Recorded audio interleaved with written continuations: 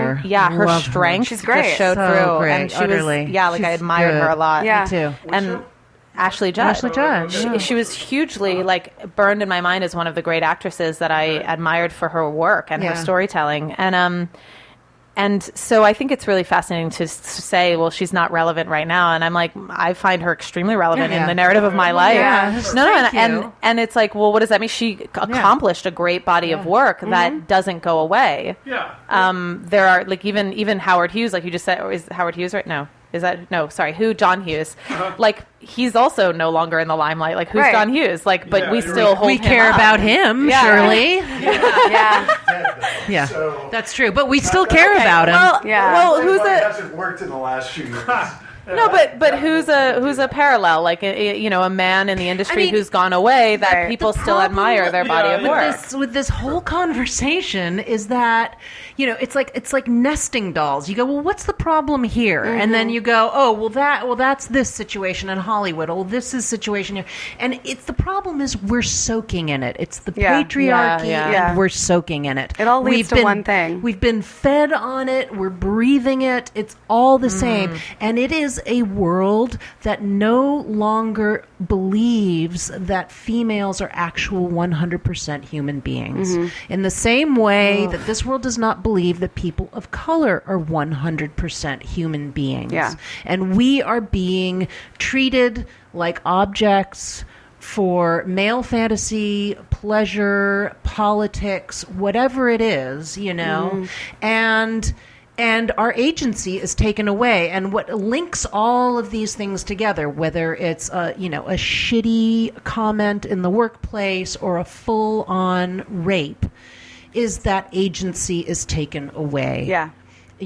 Whether it's Harvey Weinstein or any of these other fuckers. I am just now emotionally dealing with something that happened to me in a work environment 3 years ago. Yeah. And I'm now finally thinking of possibly saying something. But only because of all of this has happened. And just when people are like, oh, well, why didn't you say something? You don't know what to do, and you know that from everything you've heard that women aren't believed. So you're like, okay, well, I don't want to be a whistleblower and then be forever my name associated with something that happened to me, not because of something I did or deserved or asked for. And it's just, women are oppressed, and it just feels like it's so hard for us to break out, but it feels like we're slowly doing that. And we're often oppressed at our own hands. I mean, we've been drinking the Kool-Aid, and it is a confusing thing. I mean, Carl, you were saying earlier that you were getting questions from people about what happened. What about women who dress all sexy and go to the bar? And it's like they're asking for it. And as I was listening to that question and you guys discussing it, I was thinking, well, the difference is that she gets to decide what happens there. Right. That at no point in the exchange, whatever the man is doing, whatever the woman is doing, the woman gets to decide what happens next. Well, what happens about with consent. her body? Yeah, it's consent. That's all it is. Yeah. I hate when guys are like, oh, well, what does this mean? We can't flirt, or I can't hit on women. Women like to flirt. There's a difference between flirting and sexual harassment. I think if you think about it as money, right? Yeah. Like, if you see someone out on the street who's very finely dressed, even if you're not a fashionista, you can tell they're wearing expensive clothing, they got an expensive watch. That means they have money. Yeah. Doesn't mean you can have it. Right. Yeah. You don't just take You need it. to ask them for it. Yes. Right. Be nice Good and point. maybe you'll get it. Seriously, though, rape is robbing someone of their sexuality. So when you think about it in money, it is just like that. It is robbing them of their powerful agency, so much stuff. their selfhood, their identity. One thing that Leah's comment, Thank you. sparked what in me was, I like to say crazy things on Facebook about politics, and one thing that always seemed to stir a debate when it would come up, I would say once in a while, about rape, that to me, I think rape is worse than murder, because murder, you get killed, you're done. Rape, my impression is that that's something that's so horrific to have your entire body violated, and you'll always remember that. And so I think rape is even worse. It should be punished worse. Any thoughts on that? Or they're both awful. I just feel like it's apples and oranges. Sure. Okay, Exactly. It's almost like a rabbit hole. Why even argue that? But yeah, I think the impact is profound. In August, someone who is known to have issues in the comedy scene drugged my birthday cake, and a number of men and women ate it. I don't know what his intent was. He did drive me home.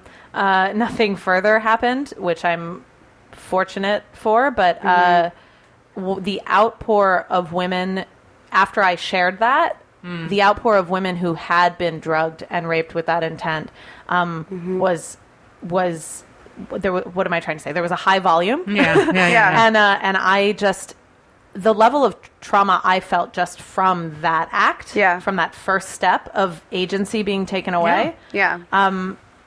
I'm not sure how I would have behaved had it gone even further. I'm not sure how long it would have taken me to get back to normal and back to how I see myself and back on stage even. I mean, profoundly affecting. You just said something that really triggered a thought in me. So you were like, I was fortunate that nothing happened.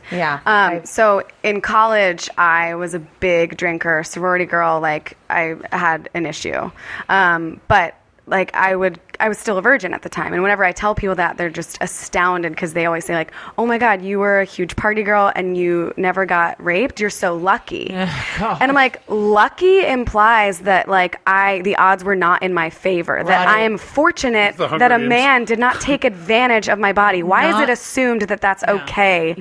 I appreciate you grabbing onto that because even as it came out of my mouth, I was like, why were you fortunate? That's the word I want to use. This is how we talk when we were raised in the rape culture. That's what it is. And again, it's we're soaking in it. It's like, how do we explain to men?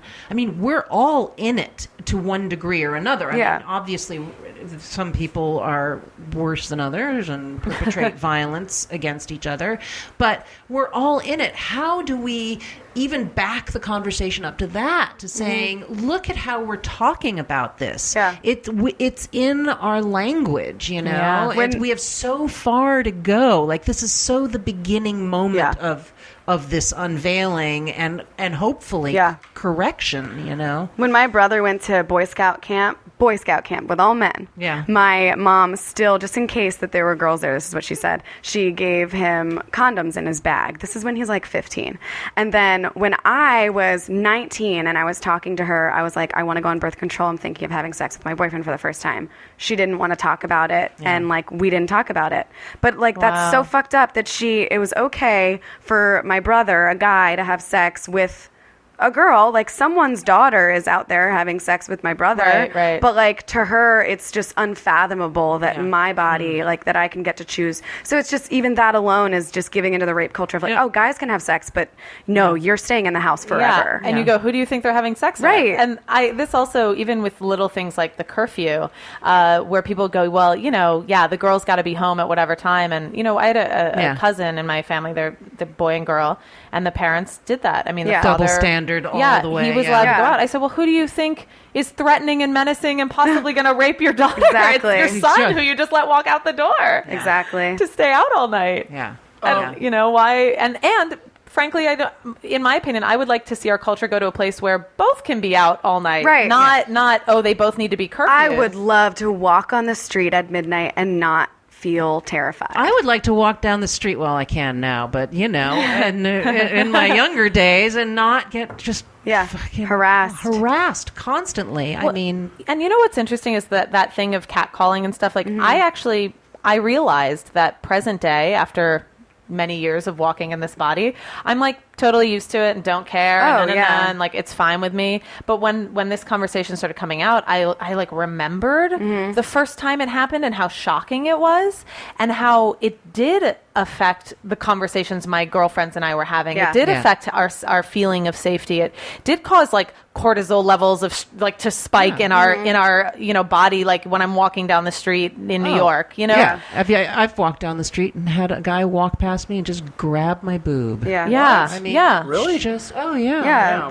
Grabbing all the time. I've been groped on trains and buses. Me too. Rubbed up against. Yes. Uh-huh. Yes. Yeah. Wow. Yeah. That doesn't even count the endless endless casual touching that men do. Right. You know, Because they are entitled to our bodies. They so feel it's the hand entitled. on the lower back. It's the extra long, boob feeling hug. It's Well, can I ask you here? I agree with you what you're saying when it's not. When trust hasn't been won in that way, established, then you shouldn't touch that way. Mm-hmm. But I also, speaking of, I do professional cuddling, so I am in the practice of touching. But that's again consent. You're right, yes, and the point is to always check in. But you hit on it, which is I never actually even thought about it. What you just said about holding a long hug, because I always loved holding a long hug. Everybody likes a nice long hug, but here's the thing person. I'm actually writing something about this because I went to this hippie festival in Ojai last weekend. Nice, and it's a whole burning. Touching there. That's a lot of touching. Yeah, I'm a burner. But it's like, I've been to Burning Man. We're burners, but fine. But I'm a middle-aged burner, and I just want to say this whole new convention of we will hug when we meet on the first meeting